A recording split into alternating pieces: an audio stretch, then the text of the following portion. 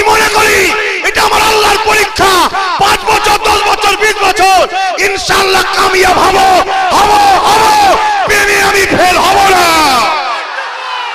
এই পৃথিবীর জমিনে একজন ব্যক্তি যার চেহারা দেখার পরে নারীরা নিজের আঙুল কেটে ফেলেছিল ফল কাটতে গিয়ে, মনে পড়ছে কি নাম? জোরে বলুন। ইউসুফ আলাইহিস সালাম নবী ছিলেন, মনে পড়ছে? ভাইয়েরাই নিয়ে যে কুয়াতে ফেলে দিয়েছিল, ভাইয়েরাই নিয়ে যে ফেলেছিল, ওই কুয়াতে পড়েছিল। বাপ কেঁদেছে, চোখে কানা হয়ে গেছে, কিন্তু আমার আল্লাহর মর্জি কে বোঝে? ওই কুয়া থেকেই তো মিশরের রাজা তৈরি হবে। জোরে বলুন সুবহানাল্লাহ। ওইখানে একদল বণিক যাচ্ছিল পিপাসার জন্য, বালতি না বলো, সেই বালতিতে উঠলো। এত সুন্দর বাচ্চা দেখে তখন মানুষ কিনে বেচা হতো, ওটা আবার তৈরি করা হচ্ছে, দুদিন পর বিক্রি করবে গরিবদের ঘরে গলায় বেড়ি দিয়ে। তো সেই জায়গায় নিয়ে গিয়ে মিশরের বাজারে বিক্রি করা হলো। মিশরের বাজারে বিক্রি হলো, আস্তে আস্তে বড় হচ্ছে ইউসুফ আলাইহিস সালাম। মিশরের আজিজের পরিবার ইউসুফ আলাইহিস সালামের রূপ দেখে, এক ঝলক দেখে দিবানা হয়ে গেছে। আর এখানে একটা কথা বলে যাই, মিশরের তখন যে আজিজের পরিবার ছিল, জুলাইখা, তখন সে কিন্তু মুসলমান ছিল না, কারণ ইসলামে এগুলো চলে না, মুসলমান ছিল না। সে একটা পাথরের নকল খোদার উপাসনা করত, এটা শুনে রেখে দেন। একদিন বড় বাসনা ছিল, বড় প্ল্যান করে একদিন ফাঁদে ফেঁদে ঘরে পাটি বন্দি করেছে। সব সময় সংক্ষেপ বলে মেন জায়গাটা বলছি, বুঝতে পারছেন তো? লাস্টে যখন ইউসুফ আলাইহিস সালামকে কাছে পেয়েছে, পাওয়ার পরে জুলাইখা নিজের প্রস্তাব দিচ্ছে, তখন ইউসুফ আলাইহিস সালাম থরথর করে কাঁপছে, এদিক ওদিক তাকাচ্ছে। তখন জুলাইখা বলছে, কেউ নেই রাজমহলে, সবাইকে ছুটিতে দিয়েছি, আর আমি যে কক্ষে আছি 10টা দরজা পার করে এখানে আসতে হবে, 10টা দরজায় তালা দিয়ে আছে, তোমার কোনো চিন্তা নেই। ইউসুফ আলাইহিস সালাম তাও এদিক ওদিক করছে। তখন জুলাইখা বলেছিল, ইতিহাস বলছি, গল্প নয়, এই পাথরের আমার যে মাবুদ, তাকে দেখে তুমি লজ্জা করছো বলে দুপাট্টালি ওর উপরে চাপাতে দিয়েছিল। ইউসুফ আলাইহিস সালাম তখন বলেছিল, আমি সেই রবকে ভয় করি যার কাছে কোনো জিনিস লুকানো যায় না। জোরে বলুন সুবহানাল্লাহ। আব্বাস সিদ্দিক সেই রবকে ভয় করে যার কাছে কোনো জিনিস লুকানো যায় না। তাই এই মেম্বারে বসে সেই রবের কথা না বলে আমি যদি পজিশন নিজের সব থাক বলে যে চলে যায়, ধরা পড়তে হবে। অত বুঝছেন না, বোঝেন না? তাহলে সেই জায়গায় ইউসুফ আলাইহিস সালাম কি করলেন? তখন বিসমিল্লাহ বলে ছুট দিলেন, অটোমেটিক দরজাগুলো খুলতে লাগলো, দরজাগুলো খুলতে লাগলো। 10টা দরজা পার হয়ে বেরিয়ে গেল। এই দরজাটা খুলে দিয়েছেন কে? জোরে বলুন কে? আজ দুনিয়ায় কেউ তোমার দরজা বন্ধ করে খুলে দিতে পারেন কে? আল্লাহর পরীক্ষা হতে পারে কারো দ্বারা তোমার দরজা বন্ধ করলো, তুমি কতটা আল্লাহর উপরে ভরসা রাখো, আমার আল্লাহ দেখতে পারে। আজ আব্বাসের পরীক্ষা হতে পারে যে তুমি যেখানেই যাবে তোমাকে বাধা দেবে, তোমার জলসাগুলোকেই শুধু বন্ধ করা হবে, তোমার জলসাতেই পুলিশ ডিস্টার্ব করবে, তোমার জলসা কমিটির ছেলেকেই জেল দেওয়া হবে, তোমার জলসা কমিটিকেই রুকা হবে, রাত্রে নাইট কার্ফুতে চলতে হবে, অসুবিধা হবে না, মেলা হবে, অসুবিধা হবে না, কোনো জায়গায় ডিস্টার্ব হবে না। এ আব্বাস তোর হবে, তোর হবে, তোর হবে। আমি মনে করি এটা আমার আল্লাহর পরীক্ষা। 5 বছর 10 বছর 20 বছর ইনশাআল্লাহ কামিয়াব হব হব হব, প্রেমে আমি ফেল হব না।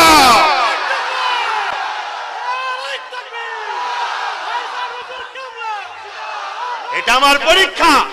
কে পরীক্ষা নিচ্ছে? আমার মালিক, আমার স্রষ্টা, আমার সৃষ্টিকর্তা পরীক্ষা নিচ্ছে।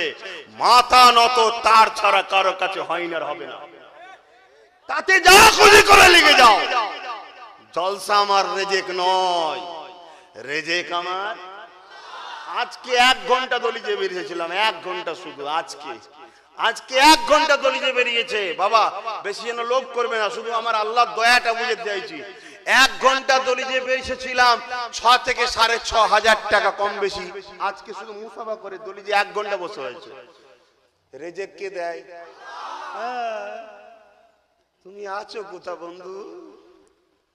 কথা কিছু বুঝছেন না, বোঝেন না?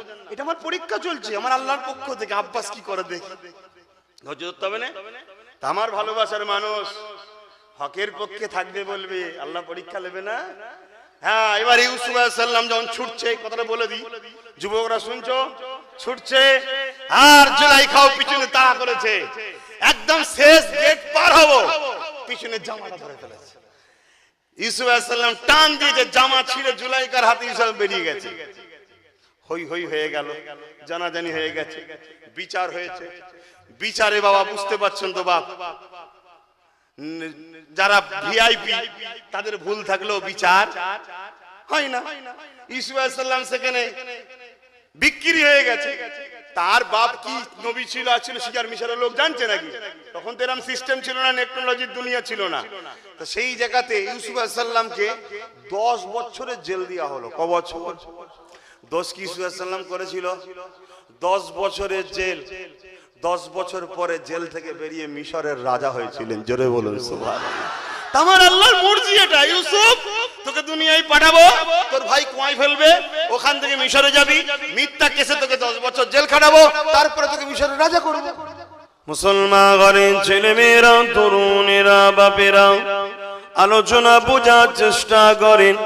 আল্লাহ পাক কত সুন্দর সুন্দর নিয়ামত আমাদের ঘরে দিয়েছে। এর বিনিময়ে আল্লাহ পাক তোমার আমার কাছে কিছুই নাইনি।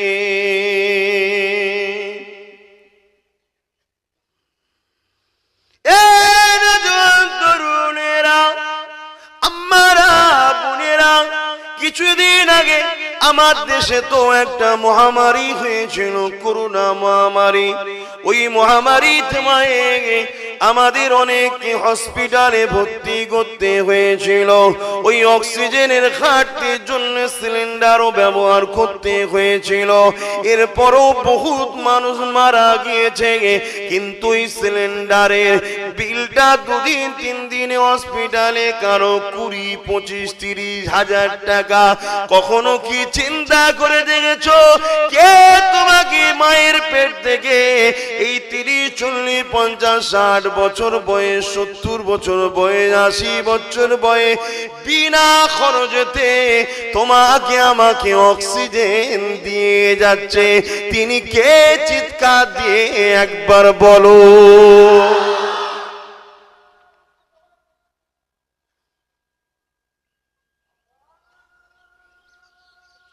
ছেলেগুলো সব ছোট ছোট তো কমিটির, অতটা বুঝে উঠতে পারে। এগুলো সব কথা বলে রাখতে হয় কমিটির সাথে,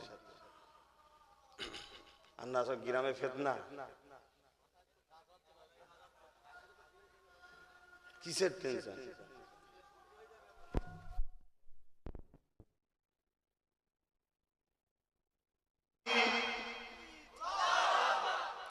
কিডনির দাম আছে না? না, কত হবে? 5, 5, 10 কি? আর চোরা বাজারে হলে 50,000 টাকা পাই যাবে। সুস্থ মানুষ হসপিটাল নিয়ে বলছে তোমার তো পিঠে কি সমস্যা, অপারেশন করতে হবে, কিডনি বার করে দিচ্ছে। এই সমাজে ঘটছে না? ঘটে না? আচ্ছা, এগুলো হয় কি করে?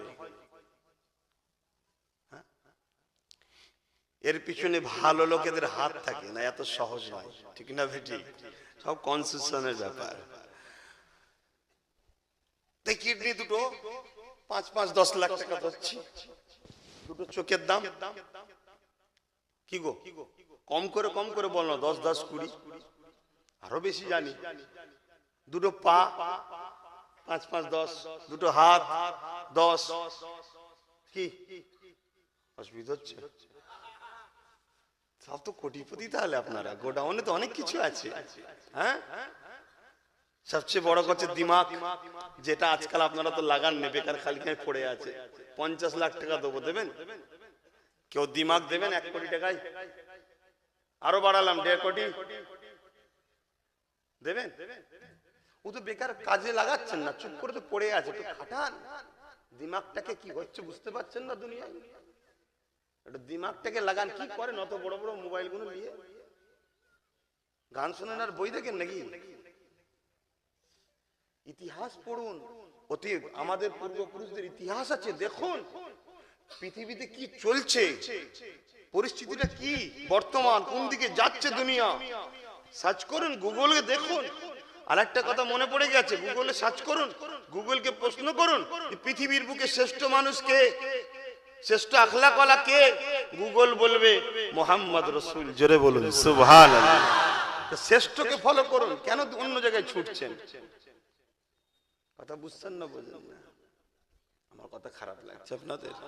কি গো, দুনিয়াদারি একটু ছাড়ো না, একটু দুনিয়াদারি ছেড়ে দাও, ও ছেড়ে দাও। ও কি নিঃশ্বাস পড়িয়ে গেলে পরের দিন ভুলে যাবে তোমার। আর এটা শোনো, কবরে দেখবে রাসূলকে পেয়ে যাবে। বলুন ইনশাআল্লাহ।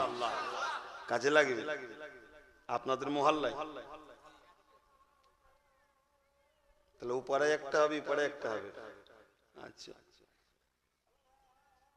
তাহলে হয়েই যায়। ছেলেমেয়েরা, তরুণেরা, বাপেরা, ইতিহাস আমাদের ঘরে জানতে হবে। সময় দিয়ে খেয়াল করে আসুন আলোচনা করি ইসলাম